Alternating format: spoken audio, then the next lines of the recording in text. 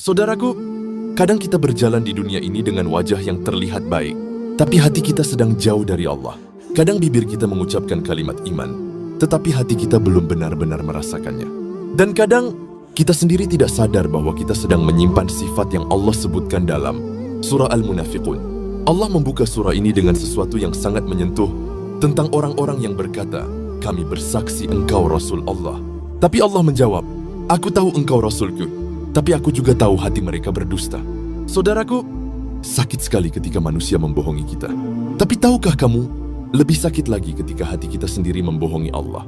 Surah ini seperti cermin, untuk melihat ke dalam, bukan untuk menilai orang lain. Karena Allah sedang mengingatkan, ada orang-orang yang ucapannya indah, kata-katanya meyakinkan, wajahnya menenangkan, tapi batinnya kosong dari iman. Allah menyebut mereka seperti kayu yang tersandar. Terlihat kuat di luar, tapi sebenarnya rapuh. Ya, dan Allah ingin kita bertanya pada diri sendiri, apakah aku juga seperti itu? Apakah aku terlihat taat, tapi hatiku jauh dari Allah?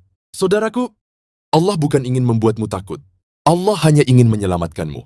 Karena penyakit kemunafikan bukan seperti dosa lain. Ia tumbuh pelan-pelan, tanpa suara, lalu melemahkan hati sampai kita tidak lagi merasakan iman. Surah ini juga memperingatkan kita tentang kesombongan. Orang munafik merasa dirinya lebih kuat, lebih tinggi, lebih berpengaruh. Padahal Allah berkata, sesungguhnya kemuliaan hanya milik Allah, Rasulnya, dan orang-orang beriman. Bukan milik orang yang pandai berbicara. Bukan milik orang yang banyak tampil. Tapi milik orang yang hatinya jujur dan takut kepada Allah. Dan di akhir surah, Allah bicara tentang sesuatu yang lebih lembut.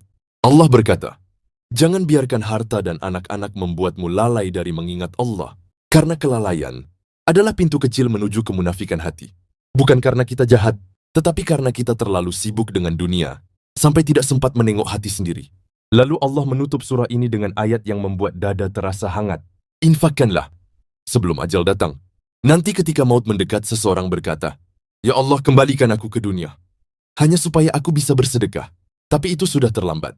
Allah menurunkan ayat ini bukan untuk menakutkan kita, tapi untuk mengingatkan bahwa kesempatan kita masih ada. Kita masih hidup, kita masih bisa berbuat baik, kita masih bisa membersihkan hati dari kemunafikan. Saudaraku, surah Al-Munafiqun adalah panggilan lembut dari Allah, agar kita jujur kepadanya, agar kita tidak hanya terlihat baik, tetapi benar-benar menjadi baik. Agar kita bukan hanya tampak beriman, tapi juga merasakannya di hati. Semoga Allah menjadikan hati kita lembut, jauh dari sifat munafik, dekat dengan cahaya kejujuran, ketundukan, dan ketenangan.